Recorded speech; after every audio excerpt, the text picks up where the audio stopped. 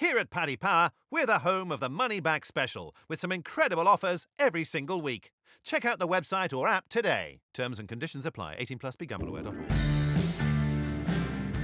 Hello and welcome to this Monday Postcast. I'm Maddy, Playle, and I have Tom Segal as my companion for today's show. Unlikely circumstances, I think maybe Storm Dennis has washed out Paul Binfield. Not sure where he's got to, but we're going to crack on with the review nevertheless. Storm Dennis, I've mentioned him. He didn't interfere too much with Saturday's racing at Ascot and Haydock. We did get to see some really top-class performances, and we're going to go through them now. As always, looking ahead to the Cheltenham Festival, and even Aintree with Tiger Roll reappearing yesterday as well. So stay tuned throughout the show, and we'll get to some of your questions a bit later on as well. First up then, Ascot and Sporting John. He advertised his Ballymore claims, beating Master Debonair, Pipe Smoker and Torn and Frayed in the opener. Tom, I thought this was a really, really nice performance. What did you think? It's nice and cosy, this, Maddy, isn't it? No one else to annoy us. I know. It's nice, isn't it? I liked him. He's a really good horse, isn't he? I mean, my guess is that they'll go for the Ballymore with him. I like the fact, just the way he does things, isn't it? He's just smooth. Yeah. And he hits the line hard. He just looks really good. Of course, it was a four-runner race, but I think it was a pretty good four-runner race, wasn't it? Pipe Smoker had run behind Chantry House. Master Debonair had won a decent race from the front there before. Whether he got home on the trip and the ground, I don't think really on Saturday. But what's not to like? He's unbeaten. He's beaten some good horses there. He'll go, I presume, to the Ballymore with a chance, definitely. I mean, we've been on here many times talking about his Envoy Allen, a bank and whatever. You know, horses like this are very good. Who says, how do we know that he's not that level? We don't. He could easily be the same level as Envoy Allen. So, yeah, I like him. I think he's got a good chance. Yeah, I think at this stage, he's the one for me, actually. I think a lot of the horses, Chantry House, you mentioned, all the form intertwines with these Brits, and he'd come out on top for me. He's already beaten Harry Senior, of course, another very good horse who could well go for the Albert Bartlett.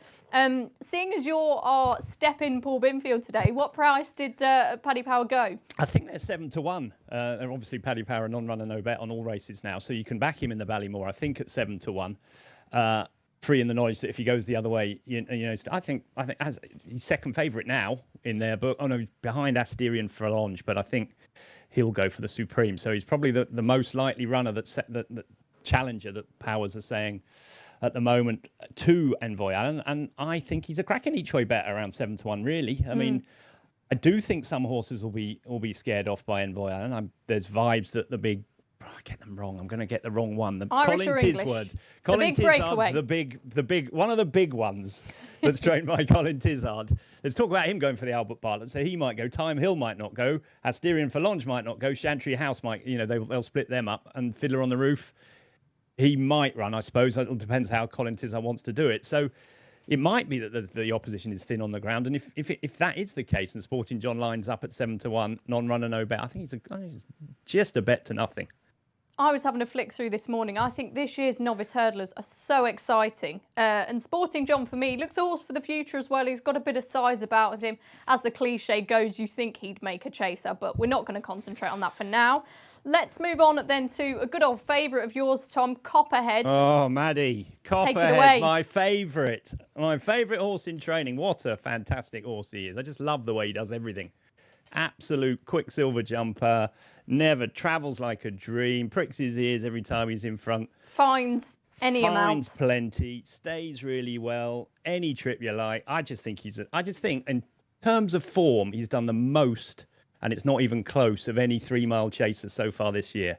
Over 3 miles. I mean, obviously, I think he's done more than Champ, probably. The Champ might have done more if he hadn't fallen, but we don't know. Okay. Some definitely done more than Minella Indo, hasn't he?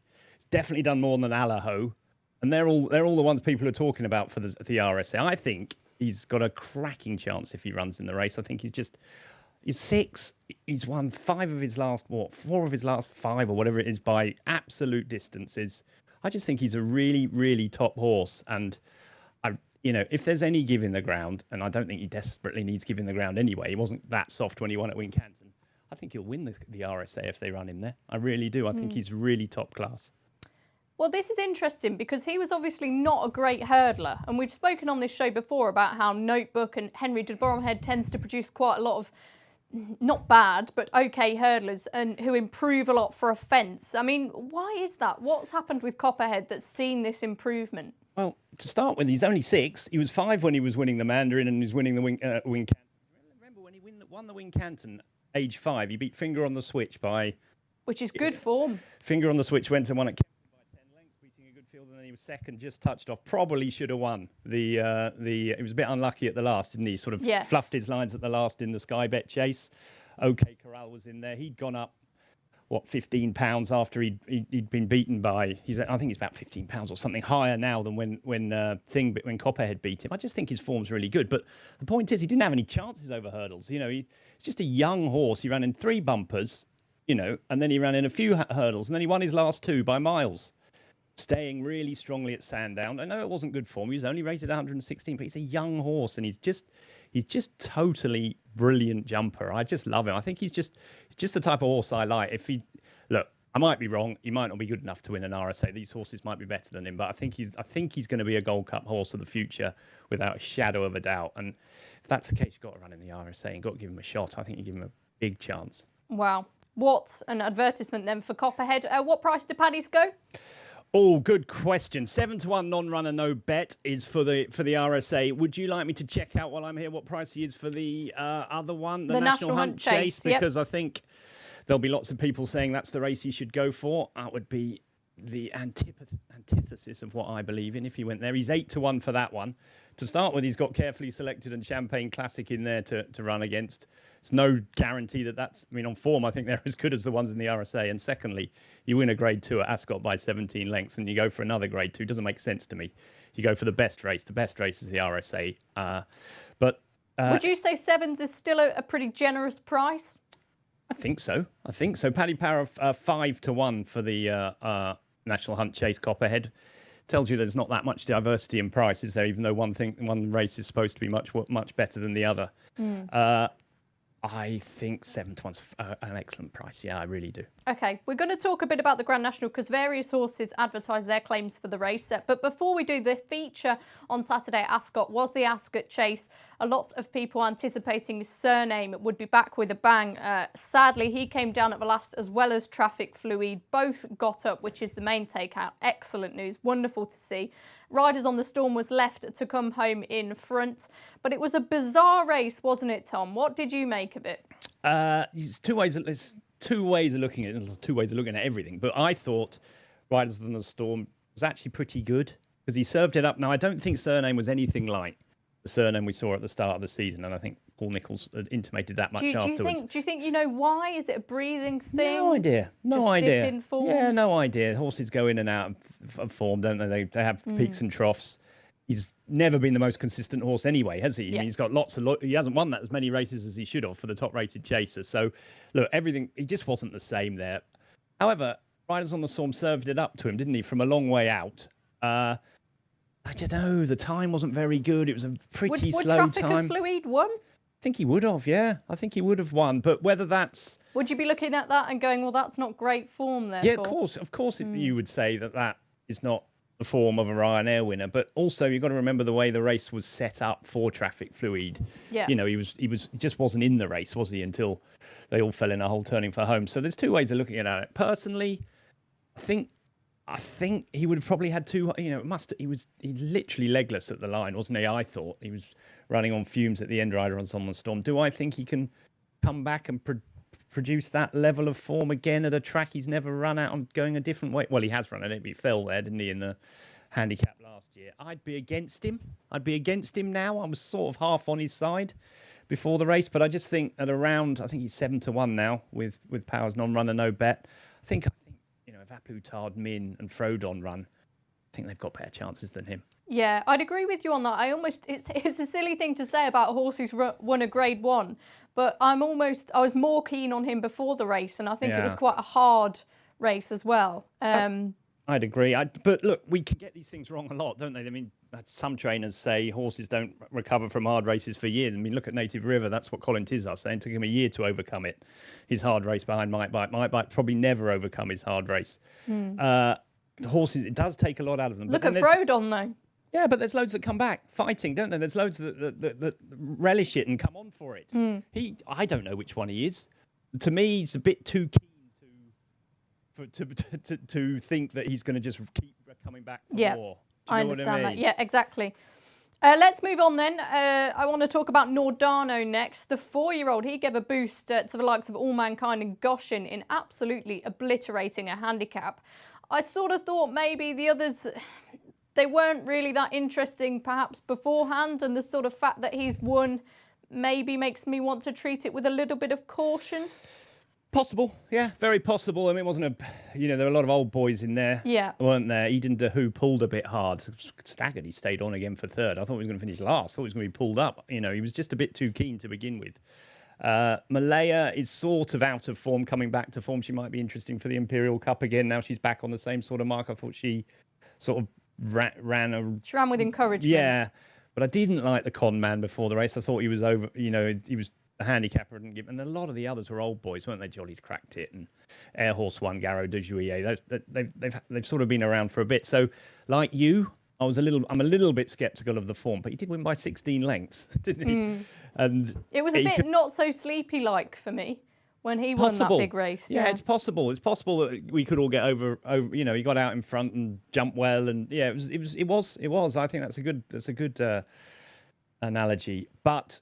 Who knows how he'll end up? But as you say, the point is the boost he gave to Goshen, because you couldn't get anywhere near him, could he, last time? And I know people are worried about his jumping, but I don't think Gary Moore's worried about it. And I think if you watch the Ascot race when he had that horse upside him last time, he jumped okay. He wasn't jumping all over the place. I think they've just been a bit safe with him. Do you think he'll be better when he's in a more competitive race and he's got other horses around him late on? Well, I think he'll have All Mankind to do he'll be out front, won't he? And and I think he'll jump. Horses, they tend to do what they. I just think Jamie Moore's been safe on him. Do you know what I mean? If you look closely at when he's coming to the last, Jamie's sort of riding him that way.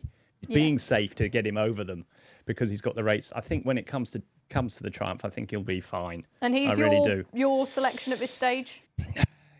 Listen, I've got to do that this week. Listen, you see, that sounds like Aidan O'Brien. I've got to do that this week. I'm doing an anti-post thing on that. Whether I think Goshen's probably the most likely winner, but whether he actually is my selection at 4-1, 4 weeks before the race, it's probably unlikely because you can back. And when will we see that in the paper, just for viewers and listeners? I think that's on Wednesday's paper. I think I'm doing it tomorrow for Wednesday. Yeah, so we'll have a look at that on Wednesday. But whether I go for him at 4-1 when you've got 3 weeks before the race is probably get 7-2, 4-1 on the day, won't you? So.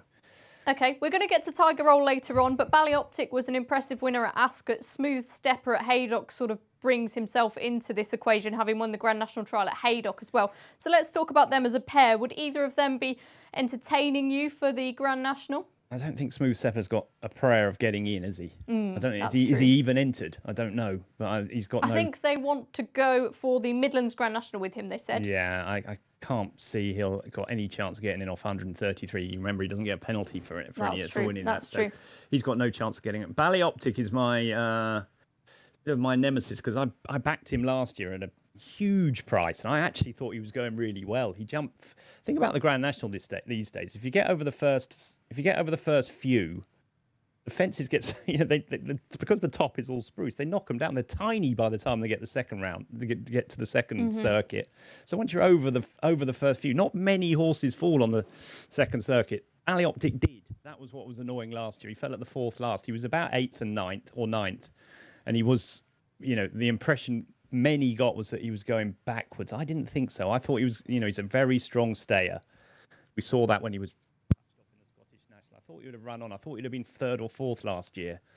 I think the only difference is because of his good early season form, he's going to be higher in the weights this year. Do I fancy him to win it, given his jumping? Probably not, but I think he can run well. Moving on, I wasn't too sure whether we were going to cover this horse in that much detail, Tom, but you like him an awful lot. So tell us why. It's the Psycho who won the Victor Ludorum up at Haydock. Yeah, he's interesting, isn't he? Paul Nicholls is an amazing trainer. He's Zoffany out of a Mark of Esteem mare. You wouldn't expect him to be any sort of stayer over hurdles, but he's an amazing trainer and just looks like he's getting better and better the bigger the test of stamina he has. He was really strong at the finish at Exeter. He was really strong again at Haydock there. Is he a Triumph Hurdle horse? I think he's worth a shot. He's a shot. This year, sometimes we go into the Triumph Hurdle thinking there's only one or two horses. I think you've got 4 horses in there that have done more than most horses have before they go into Triumph Hurdle. You've got Aspire Tower, you've got Goshen, and you've got All Mankind, who've all looked really good in their races, haven't they? Aspire Tower was a bit disappointing last time, but I think you can throw Sir Psycho in there. In a normal year, I'd expect him to finish in the frame. Last year, I would have been quite keen on him. Pentlands Hills year. Now, I didn't know how good Pentland Hills was at the time, but now, if he was running in the Cheltenham in the Triumph Hurdle, last year's Triumph Hurdle, I'd be quite keen on him. This year, given the good nature of the horses in it, I think whether he runs or not, I don't know, but I think he's good. He jumps really well, doesn't he? And he stays really well, and when you have a horse like that for Paul Nicholson, go a long way. Yeah, indeed. We're going to go and talk about Navan yesterday now. Tiger Roll made his reappearance in the Boyne Hurdle, won by stablemate Cracking Smart. Obviously, a lot of people in racing very happy to see the dual Grand National winner back. As reappearances go, Tom, I was very, very impressed with this. A couple of us did a quick reaction, a bit of a jury to it afterwards, and I was one of the more positive ones, saying that I think I would have been delighted if I was Gordon Elliot with Tiger Roll's 5th. It was a bit of a messy race. I thought he showed all the enthusiasm he needed to. He travelled really well, and then he just got a bit tired. What did you make of it? Exactly the same, Maddy. I thought he did what I don't know what anyone was expecting. He'd said it before the race that this is what was going to happen, and this is exactly what did happen. It wasn't the best he's ever been.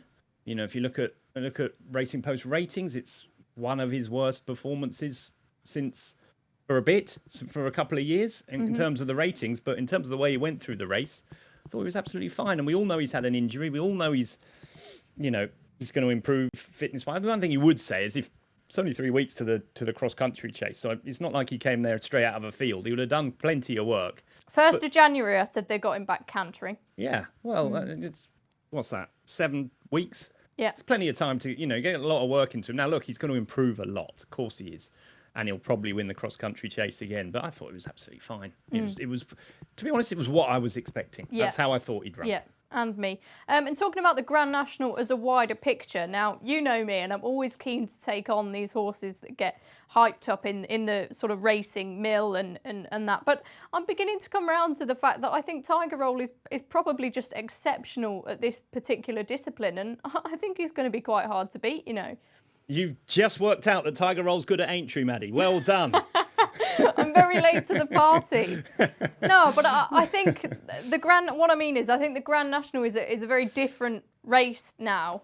And whereas back in the day with the handicap and I just think he's a very good horse. And I think there are good horses in the race who he's going to have to give them weight, but I don't think that's going to be a really, really hard task. I don't know. Do you think I'm talking rubbish? No, he's got a massive chance, hasn't he? He should be favourite. He has every right to be favourite. He's an absolute magic horse, isn't he? Done things that no other horse in recent history's done. Why can't he win another race? Why can't he win it again? I don't know. I can't see any reason why he can't. He's up. What is he up? £10 on last year? I think he would have won with £10 more last year. No problem. Now, whether it's a better race and whether he'll get the luck, who knows? Because it's about time something didn't go his way. But he's won so many big races. What's it? How many times has he won at the Cheltenham Festival? 4? Yeah. 4 Cheltenham Festival, 2 Grand Nationals. It's not a bad CV, that. You just can't rule him out in any race he runs in. Would I back him at 5-1? Of course I wouldn't, because that's just me. I'll always be looking for something else. I wouldn't back him, but I think he might be able to win. Yeah, exactly. That's how I think. Would I, on the day, will I want to win? It'll be Tiger Roll, that's for sure. Okay. That nicely concludes this segment of the Postcast then. We'll be back in just a moment to look ahead to the weekend, and hopefully we're going to find some winners for you. So, does an each-way bet mean that my horse has to do part of the race in reverse? Everyone loves a newbie. That's why Paddy Power Games are giving all new customers 60 free spins on daily jackpot games. New Paddy Power Games customers only, 1 per customer. T's and C's apply. 18+. BeGambleAware.org. Welcome back to this Monday Postcast then, and we have a cracking card coming up at Kempton this weekend. We've got 3 Grade 2s, which we're going to talk about now, and these races have produced Cheltenham Festival winners in the past. So very much informative late clues for the big festival. The first one we're going to talk about is the Skybet Difficut Novices Hurdle, a Grade 2. And some nice horses entered in here, Tom. I know you're a big fan of Buzz, and a promising word for West Cork as well. Yeah, look, this race doesn't quite look as good as it has in the past, but Buzz is unbeaten. He was a good flat horse. Won that big handicap at Newbury at the back end of a couple of seasons ago. He's rated nearly 198, I think he was rated. West Cork I like too. Yeah, I think he's getting better all the time. I mean, I'm not sure this race has ever been the greatest Cheltenham trial. We've had really good winners. Global Citizen, Irving. If my memory remembers, Sada Grugy might have won this race. It's never been the greatest Cheltenham trials. Gets a bit close. There's an interesting horse, Paul Nicholls in there, a 4-year-old filly from France, Nanabelle, that he's just got.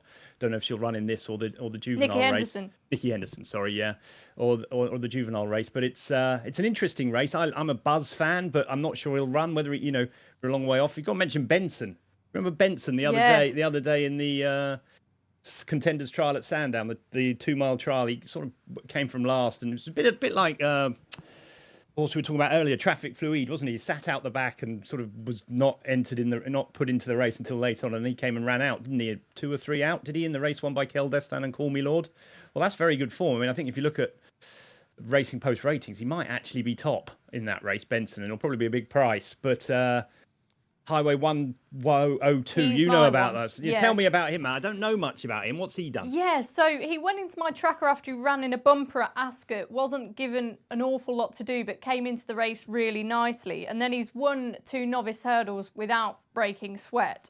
Chris Gordon trains him, and I just think he's one of those who could go under the radar because he's not quite got the connections that a lot of people like to see. But obviously they've got Highway 101 in the same colours. This is Highway 102. I just really like the way he's been going about. I know this horse. You've reminded me of him. He's quite keen, isn't he? And he makes all, doesn't he? I saw him last time at Plumpton. I thought he was really impressive. He's a good jumper, isn't he? When he gets he'd be interesting round there. He'd like it round Kempton from the front. I think it's a good front runner's track. Okay. Right, let's move on to the 8-8 Sport Take 'em On Adonis Juvenile Hurdle, another Grade 2 over 2 miles. We're going backwards, of course, so the Adonis happens before the Dovecut. Blame me for that. And some really interesting entries in this as well. Fujimoto Flyer is 2 out of 2. Emmett Mullins trains. You spoke about Nanabelle, who's in here as well. Solo has a big reputation for Paul Nicholls, and he's been a market mover today, Tom. Yeah, I mean, going back a bit, Soldatino and Zarkanda both won this race before winning the Triumph. That's only less than 10 years ago. That's 2010, 2011. We've had, Zubair won it. Fusil Raffles won it last year. It can be a good trial for the Triumph Hurdle. This is a sort of the day when horses that haven't been last chance saloon almost. Exactly. Solo's very interesting. As we've mentioned, that horse Nanabelle come from France. Fujimoto Flyer. I noticed that they've sold that to Isaac Swed and Simon Munir. Looks like he's coming over to put her Triumph credentials on the line.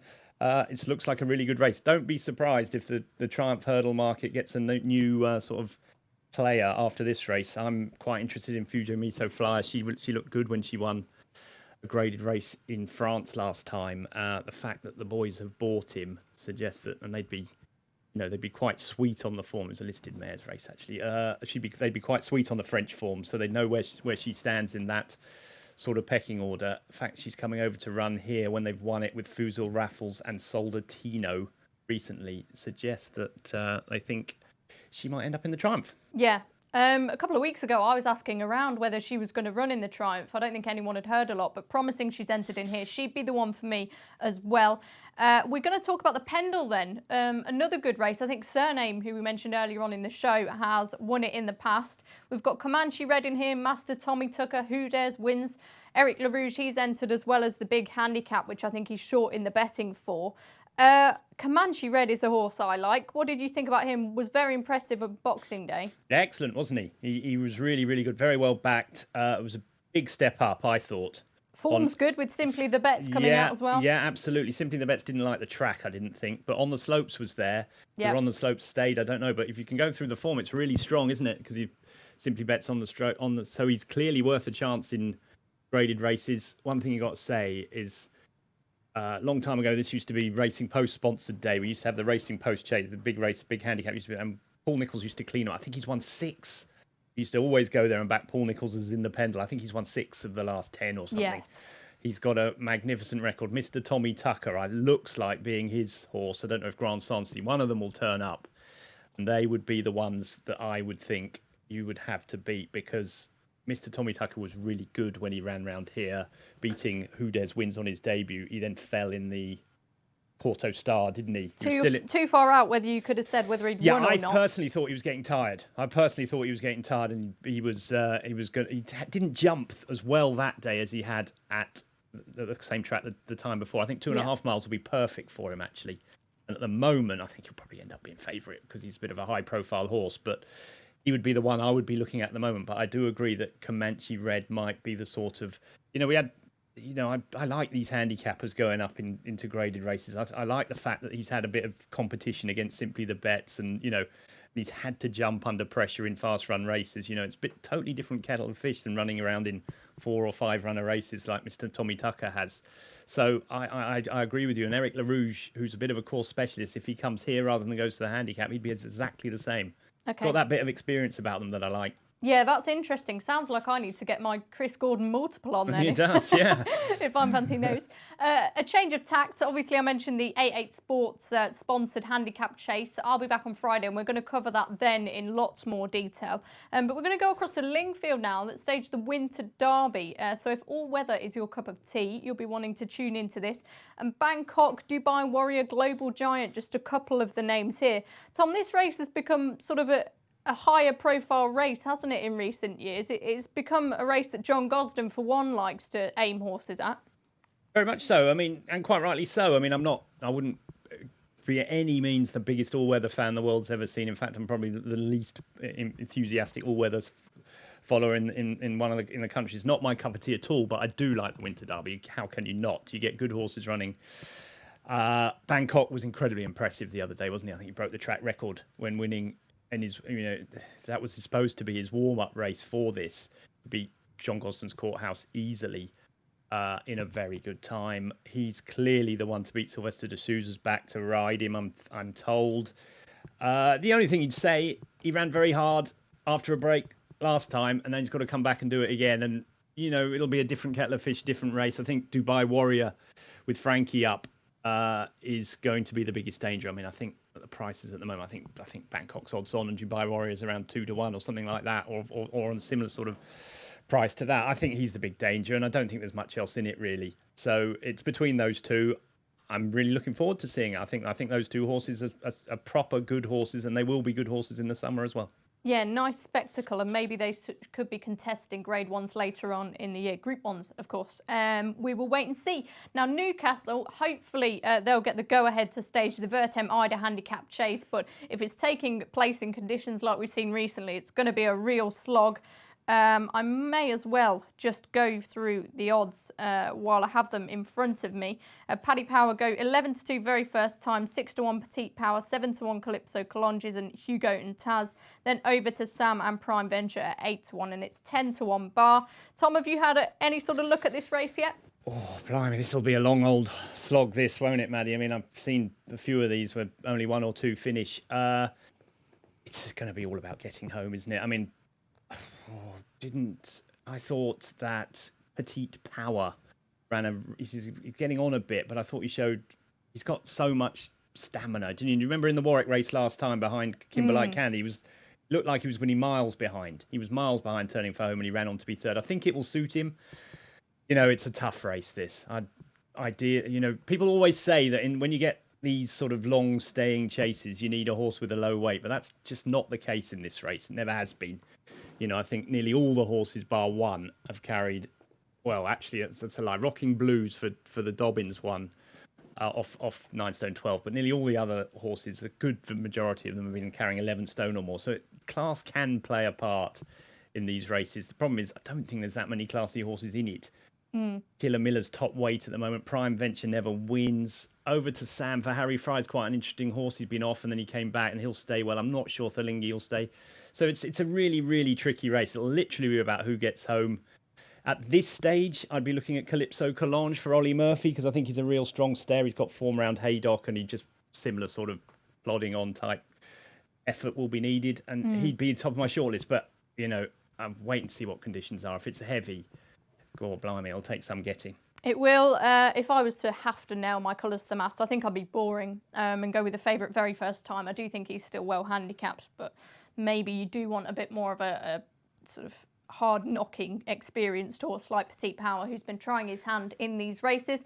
We will take a quick break now, but I have some questions lined up, so don't go anywhere. Check out Paddy's Rewards Club. Simply place 5 bets of £10 or more across any sport in a week, and you'll get a free £10 bet the next week. T&Cs apply. 18+. BeGambleAware.org.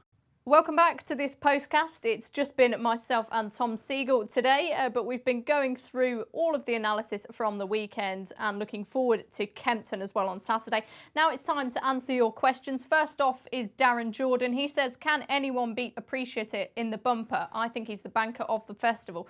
Tom, I know you're not particularly keen on the bumper, but I think I'd be inclined to agree with Darren. Appreciate it looks very strong, and Ballyadam didn't do anything. He was 6-1 for the race before he'd even run under rules yesterday.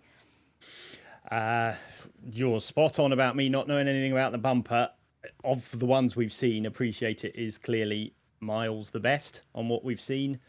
Can something beat him? I always think that any horse at Cheltenham is beatable because they haven't quite done it yet, but do you know what I mean? It's a totally different kettle of fish to what they've ever done. I'm a bit of a fan of Fernie Hollow, who is another Mullins horse that owned by Cheveley Park that's been pulling a bit hard. I think if in a strongly run race, he might be a little bit better, but I don't think they're going to be Appreciate It and what I've seen so far. So yes, I think you might be right, but don't quote me on that because I know nothing about it really. Okay, I like him. I think the fact he stays further, he's won over 2 mile 4, I think that's going to stand him in good stead. He's trained by Willie Mullins. It's boring and we don't like ourselves for it, but yes, Darren, I think I probably agree with you. Wendy Glaze, hello Wendy, she says, what are your thoughts on multiple bets at Cheltenham, Tom? Do people just do it at this time of year because pundits are asked, or is it something you'd actually consider? I don't personally do them, Wendy, but I don't think they're a bad idea at all. It's just nothing. It's just something that I've never got into. Personally, I think the more chances you give to knock the ball out of the park, the better it is. You fiddle around backing, having whatever your bet is, you might as well try and knock one out of the park. And if you think, and I think at Cheltenham you do have a good chance. I know loads of people have found tricasts and lucky 15s and things like that at Cheltenham. Because what would your recommendation be to how you approach it? Would you chuck a load of short price favourites in there on the Tuesday? No, just back the ones you fancy. I think pricing. Listen, it's tricky because if you love Envoy Allen, you can throw him in. But for me, I would just back the ones I fancy, and I wouldn't change whatever. I wouldn't change my strategy just for a lucky 15. Do you see what I mean? Yeah. I wouldn't suddenly say, well, I'll throw in a safe one for that or whatever. I want to back the ones I think are going to win. Okay, but you wouldn't be against them. I mean, it's interesting. No. I was looking at a story this morning, Nicky Henderson in 2012 when he had all those winners. Do you remember Conor Murphy had a multiple and he won $1 million on Sprinter, Sacre, Riverside, Theatre, Bobsworth, all of them lot. And now he's training horses, and he gave it up, and he's now in America training horses. See, that's what I was meaning, really. If you got a chance to, Cheltenham is a good chance to smash one out of the park and change your life. That's basically what happened. Pay off your mortgage or buy a house, whatever. And I think I wouldn't put anyone off it, obviously within reason. Obviously, that's the one thing you got to remember with all bets. You can't afford to do more than you can lose. So a pound lucky 15, it's not going to kill any. It's not going to be the end of the world, is it? And so if that's what you did, I have no qualms with it. As I say, Cheltenham is a good chance. It's the one chance you have all season of finding big price winners, I think, in good races. Okay, so Wendy, our advice is gamble responsibly as per usual, but yes, go for it. John simply says, where does Chris's dream go? And this gives us an opportunity to talk about him, Tom. Yeah, I like him. He was really good the other day, and he was really good in I can't remember the one at Navan earlier in the season. Where does he go? If it was a very soft ground, I'd give him a shot at the Gold Cup. I really would, because I think he's just an improving horse. We don't know how good he is. He will have done as much as a few of those horses came into the race last year, wouldn't he? He's won a top handicap. He's won a Grade 2. Do I think he'll win a Gold Cup? I'm not sure he'll stay well enough myself, but I think soft ground's quite crucial to him. I wouldn't be adverse to seeing him run in the Grand National, to be honest. I know he's got an entry in that. That's interesting. Whether they'll think it's a year too soon for him, I don't know, but they'll probably never get a chance again, off the weight he's currently at. He's also got the Ryanair option, hasn't he? But the same stable have got Aplutard, so whether Aplutard, will probably depend where he goes to see where Chris's Dream goes. But I like him. I personally would probably not go to Cheltenham with him. I'd probably try and win one of those grade ones at Punchestown or something, or look at the Irish National or the English National, something like that was where I'd go. Yeah, I agree with you. I'm not necessarily sure he's a Cheltenham horse, but hey, you might as well give it a go. That gives us an opportunity as well to talk about Silos Emery, who threw his hat into the ring for the Champion Hurdle. I mean, any horse on 4 legs can compete in the Champion Hurdle at the minute, but what do you think of his claims, Tom? Yeah, why not? Definitely got chance, hasn't he? I mean, he's not a brilliant hurdler. He's not a great hurdler, and he's not a great jumper of fences either, as we saw when he fell over at the first in the Arkle trial the other day, did we? But he's got plenty of class, hasn't he? And it's Willie Mullins. It'll be Willie Mullins. It'll probably be Paul Townend. He's got no Cheltenham form. I think, where did he run? He ran in the Supreme, did he, a couple of years ago? The Bakes Supreme, was it? Yeah, that's right. And he wears a hood. He's a bit keen, but I think the race will be run to suit him. So, yes, I would definitely run him in the Champion Hurdle. And, yes, he definitely must have a chance. OK, more Champion Hurdle chat from Stuart Bowie. He says, is this the poorest Champion Hurdle ever? There's another part to this question, but we'll deal with that first. Tom, I mean, you know more about this than me. What bad Champion Hurdles have you seen? I've seen some, but it's easy to say now, isn't it? If Onthe wins, or whatever she's called, and then wins 2 more, we won't be saying it's the bad Champion Hurdle. I mean, look, you could look back at Bouverdaire beating Mellon by a neck and say that was a terrible Champion Hurdle, couldn't you? And Bouverdaire's won a couple, and no one would say that now. I don't know. I mean, as we stand, yes, it is a bad Champion Hurdle, because nothing has put up a performance of reminiscent of being a Champion Hurdle horse yet. But that doesn't mean they can't. And so I don't like saying things like that, because I think we need to wait and see how the race goes before we actually say it's about, like last year's, everyone was bad, but we had a brilliant winner, didn't we? So, I don't know. It looks bad, but it might not be bad, if you see what I mean. Yeah. Just remind us of your Champion Hurdle hope at this stage. Oh, the 2 I've backed are Not So Sleepy and Sharjah, so they're not looking very good. But you never know. They're going to turn up. They're both going to run, and people are backing all these horses. People are backing Fuzil Raffles. People are backing all these horses that ran badly last time. So I wouldn't give up hope on anything. I really wouldn't. I think it's wide open. Anything can win. OK, and he also says, I'm glad Surname is OK, as are we all, but is he all that? He seemed to have no excuses, and he looked well beaten before falling. Is he Surname, all that? is he all that? All that? Well, he was all that, but he wasn't all that on Saturday. I mean, he's got... he was all that last year, and he was all that when he beat Altior. He's not been the same horse since. I don't know whether he went through the barrier. It's what we say often. Yeah. We say about these horses, that it takes them a long time to overcome hard races. He ran in the King George after that hard race, and maybe just feeling the effects of it this season now. I think Paul Nicholls will put him away now, and then we'll see what happens next year. On what he showed on Saturday, he's definitely not all that, but before that, he was all that. So you wouldn't give up on him? Definitely not. No, he's far too good. He's got far too much talent, but he was never travelling with the gusto that I thought he was at any stage. Like, he couldn't get away from them, and there's no way he couldn't get away from anything. That wasn't his running, was it? I didn't think so. I didn't think so. He's always been a bit of a funny horse, winning around Ascot, and they don't think he wants to go left-handed, but he's talented, isn't he? So maybe keep the faith. Well, he doesn't win enough. Doesn't win that often, does he? For a horse that's the highest-rated horse in training, I think. What is he? He's 7 from 19 or something. He's not won even half his races. So it's quite hard to love him as the best horse. Yeah. It's quite hard to put him in the same breath as Altior, because he hasn't. But on his day, he's put up 2 or 3 performances. When he beat Waiting Patiently 17 lengths last year, he was amazing, wasn't he? And when he won that handicap by 21 lengths off top weight, he was amazing, And so he's put up 2 or 3 performances that entitle him for everyone to say he's all that. But on Saturday, he weren't all that. Indeed. And maybe he's one of those horses who just puts an awful lot into his races, then that needs a bit of time. OK, before we leave you, Tom, just remind us what you're up to this week. You've got a couple of price-wise specials. Yeah, doing a couple of anti-post price-wises. Triumph Hurdle for Wednesday's paper, and then the Albert Bartlett. First time ever we've done the Albert Bartlett. And we'll have a look at that for Thursday and see what we can come up with. Excellent, so keep your eye out for those. I'll be back on Friday, as I said earlier in this show, to look in more detail at the weekend's cards with the tipping panel. We'll see you then. Thanks for joining us. I'm Jose Mourinho. I know a thing or two about being special. Getting a road named after you in your hometown, special. Winning the daily jackpot on Paddy Power games, not special. Understood, Jose. Yes, someone wins an average £40,000 jackpot every single day. So if you win, don't think you're special. Daily Jackpots by Paddy Power Games. Jackpots must be awarded by 11 p.m. and vary from day to day. Jackpot is shared with other operators. Available on selected games. T's and C's at paddypower.com. 18+ BGambleAware.org.